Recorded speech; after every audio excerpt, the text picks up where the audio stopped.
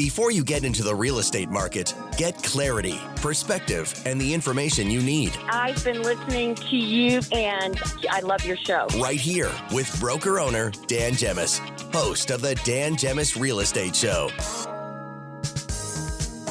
Okay, welcome back. Yes, I have Matt Alita, sales rep with the Dan Gemus team, in studio with me today, and it's time to talk with our good friend Christian Janisse from Simplyclose. Good afternoon, Christian. How are you? Hey, Dan. Hey, Matt. How's it going? Hey, Christian. Fantastic. We've got a very, very interesting topic that has affected many people in the last little bit, but there's some changes been made in the last second here by the government. So we're talking bare trusts. Now, Let's first start, Christian, with what exactly is what is the program for those who aren't aware of it? Okay, so I'll try not to overcomplicate it because trust is somewhat complicated, but a bare trust is essentially just splitting the legal ownership from the beneficial ownership. So an easy example would be if I buy a property and I'm listed as the owner, but I'm holding it for you, like for your benefit only. So a good example might be if a parent is helping a child buy property? Exactly. So in that case, you'd have the parent and the child listed on the title to the property, but the parent's ownership of the property would only be for the benefit of the child. In other words, the parent doesn't actually have any type of beneficial ownership in the property. So they don't get any benefit of any rental income, capital gains, nothing like that. Okay, so I guess you might not know the answer, but why? So this came into effect when? Was it this past year? Yeah, there was new rules that came into effect. They were supposed to start December 31st, 2023. So anybody who had any type of trust arrangement, and there's different types of trusts. So bare trust is where you split the ownership, and in that case, the trustee. So when I own the property for you, I don't have any kind of discretion. There's also family trust, where you might put some money into an investment for the benefit of your children, but the trustee has discretion on how to use those trust funds, so how to invest them. So bare trust is the trustee has no discretion.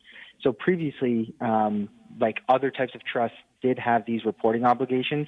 The CRA expanded those reporting obligations starting for trusts that, basically all trusts, as of December 31st, 2023, had to file a tax return or a T3 return by April 2nd. Okay. So now, previously, if a parent co-signed for a child, they wouldn't have to file any type of tax return. There's really, the bare trusts were often not caught by these rules because there was no investment. They were usually just sitting there idle, and then when the child can qualify for financing on their own, you would do a transfer from the parent to the child, and you would just mark that it was from a trustee to a beneficiary, so no land transfer tax, no capital gains implications. It's just a simple transfer.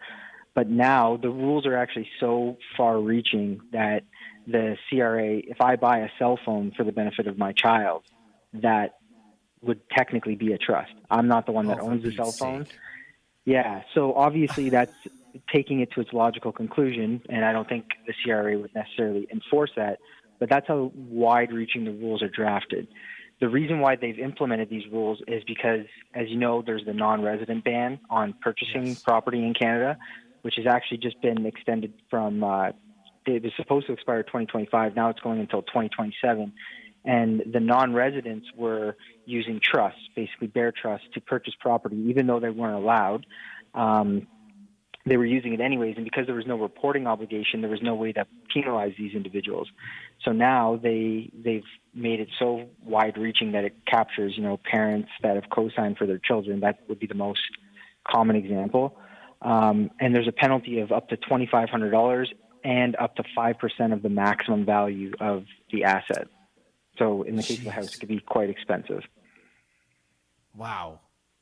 Now, this past week, the government made some last-minute changes. Yes. So actually, so the deadline to file was April 2nd. So everybody was scrambling. And now, on March 28th, the government announced that it's not that they're waiving, this is important, it's not that they're waiving the requirements for bare trust to file a tax return, they're just exempting them from filing it this year. So if you had a trust as of December 31st, 2023, so if I own property with my parents, they would technically have to file a return by April 2nd. They no longer have to file a return for 2023, but 2024 onward, as of right now, the rules may change. They would still be required to file that return. I do think the rules are going to change. It definitely shakes things up because we co-sign a lot. I mean, a lot of younger buyers require financial support from their parents. This market, yeah, no doubt. No doubt. Yeah. So for those listening, I guess, it costs, they're spending money typically for accounts or whatnot to take care of this every year, right? Yeah. I'm assuming folks spent money already this year to rush to get this done, and now it's not needed. Yeah, and for that, it's technically still needed. So I don't think that they're going to be reimbursed or anything like that. They're just exempting anybody who basically, if you don't file, they won't penalize you. That's what they've said. So it's still required, but if you don't file, we won't penalize you until 2024 onward. But what parents might want to do if they have co-signed with their children is to check their title document. It should be like every time a deal closes, the lawyer will send a final report, and in that report, it will have a copy of the deed, and they should see how they own property, because a lot of times what we'll do is we'll put them on title as joint tenants. Just for simplicity, if you have like an elderly parent and they pass away, the title will just transfer automatically to the child. But some lawyers would also do like a 99%, 1% ownership split. So if that's the case, you may not necessarily need to file a trust return because you'll just be listed as a 1% owner. But if you're a joint tenant with them, then it's a little bit more complicated. Now, some parents might not go on title, but they might co-sign the mortgage. This would not affect them, correct?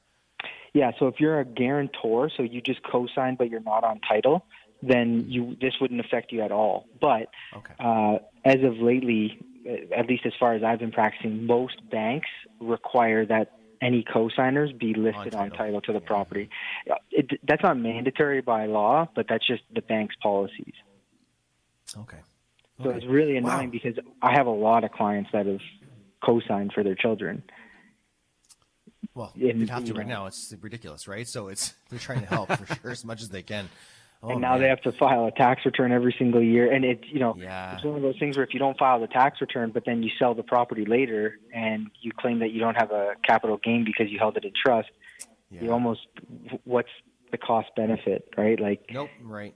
Is it better to just pay for compliance up front, or is it better to just hold out and see what happens and maybe the rules will loosen up a bit?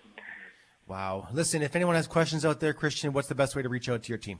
They can call us at 519-997-3775 or email us at hello@simplyclose.ca.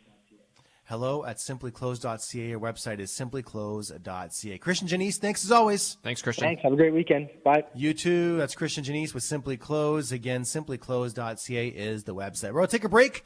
Come back with Chris Gibb from Gibb Insurance Brokers. If you have any not real estate, if you have any insurance related questions, vehicle or home insurance, text us right now. Chris will answer your questions live on the air. 10-800. Lots to come right here on the Dan Gemus Real Estate Show.